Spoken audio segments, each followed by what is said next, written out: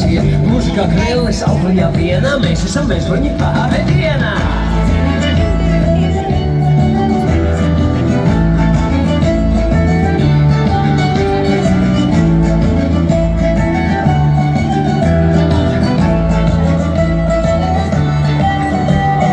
Kaolē baltiem pa dzīvi mums vēlties vakaros gulēt no rīta. Dziesmas dziedāt un dejas diet, katram pašam savu mezglinu siet. Sapņot par zvaigznēm, čukstēt, ka mīlu pirmoreiz ieraudzīt. Tagad klausieties, ko es jums saku, kā vilēt nāc, neviens nav par švaku.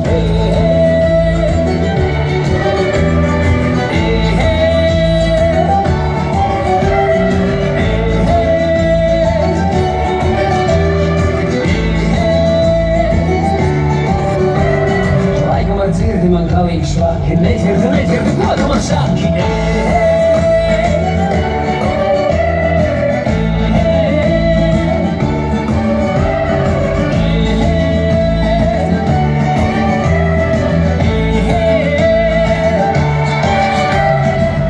Laimīgi mēs viņus, dziesmas dziedāsim dējas. Visur mēs paspēsim, visur mēs varbūt pat kaut ko no visa tā.